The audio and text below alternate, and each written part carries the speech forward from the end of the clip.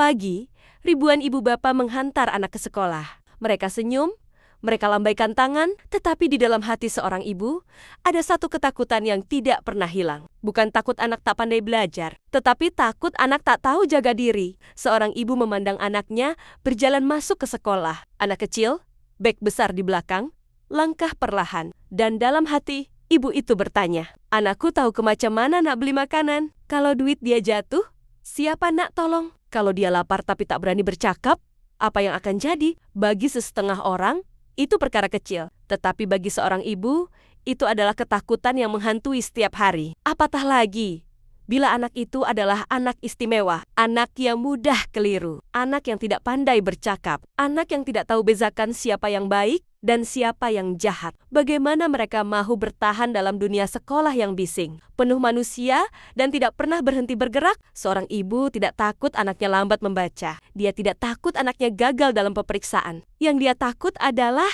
anaknya ditipu, anaknya dibuli, anaknya kelaparan. Anaknya menangis seorang diri, tanpa sesiapa yang faham kenapa. Setiap kali loceng sekolah berbunyi, ada ibu yang menarik napas panjang. Bukan karena lega, tetapi karena sepanjang hari itu, hatinya penuh dengan persoalan. Anakku sudah makankah?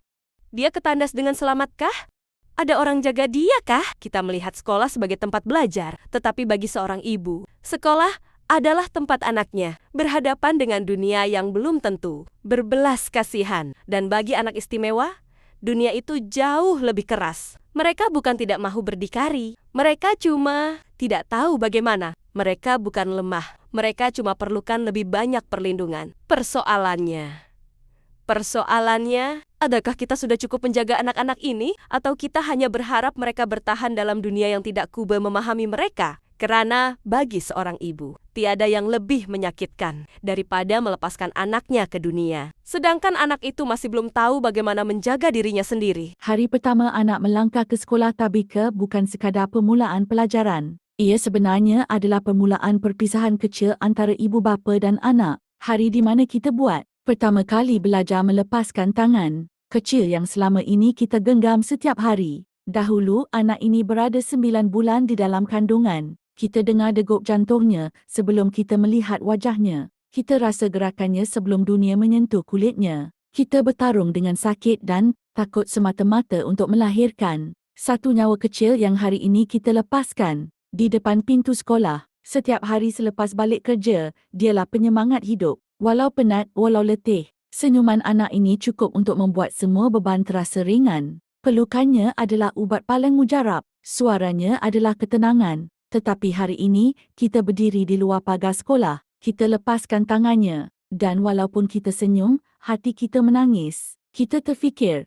anakku tahu ke cara beli makanan? Dia tahu ke macam mana nak minta tolong kalau lapar? Kalau duitnya jatuh, siapa yang peduli? Kalau dia takut, siapa yang akan peluk dia seperti aku? Bagi ibu yang mempunyai anak istimewa, ketakutan itu lebih dalam. Anak yang tidak pandai bercakap, anak yang mudah keliru, anak yang tidak tahu beza kawan dan orang yang berniat jahat. Bagaimana mereka mahu bertahan di dunia sekolah yang penuh dengan manusia dan bunyi yang tidak mereka fahami? Seorang ibu tidak takut anaknya gagal dalam peperiksaan. Dia tidak takut anaknya lambat membaca. Yang dia takut adalah anaknya menangis seorang diri, anaknya dibuli, anaknya ditipu, anaknya tidak tahu bagaimana untuk melindungi diri sendiri. Setiap kali loceng sekolah berbunyi, seorang ibu menarik nafas panjang. Bukan kerana lega, tetapi kerana sepanjang hari itu, fikirannya penuh dengan persoalan. Sudah makan ke anak aku? Dia selamat ke? Ada orang yang jaga dia ke? Kita sering menganggap sekolah sebagai tempat belajar. Tetapi bagi ibu bapa,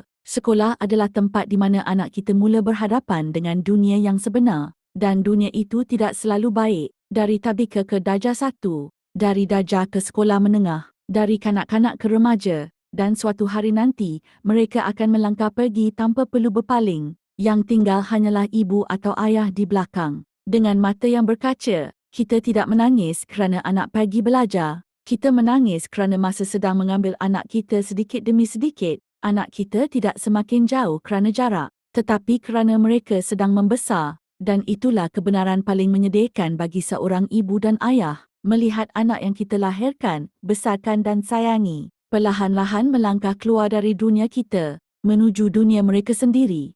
Pada akhirnya, kita sebagai ibu dan ayah harus menerima satu hakikat yang paling menyakitkan. Anak-anak ini bukan milik kita selama-lamanya. Mereka hanya dipinjamkan kepada kita untuk beberapa tahun yang singkat, untuk kita jaga, untuk kita lindungi, untuk kita ajar bagaimana menjadi manusia yang kuat dalam dunia yang tidak selalu baik. Dari saat pertama mereka lahir, kita sudah mula kehilangan mereka sedikit demi sedikit. Setiap langkah yang mereka ambil, setiap perkataan baru yang mereka ucap, setiap hari mereka ke sekolah, semuanya membawa mereka semakin jauh dari pelukan kita. Dan kita hanya mampu berdiri di belakang, dengan hati yang penuh doa dan mata yang selalu berkaca. Bagi anak-anak yang normal, perjalanan ini sudah mencabar. Tetapi bagi anak-anak istimewa, jalan ini lebih panjang, lebih sunyi dan lebih sukar. Mereka mungkin tidak pandai bersuara. Mereka mungkin tidak tahu mempertahankan diri. Tetapi mereka mempunyai hati yang tulus dan jiwa yang hanya mahu disayangi. Ya Allah,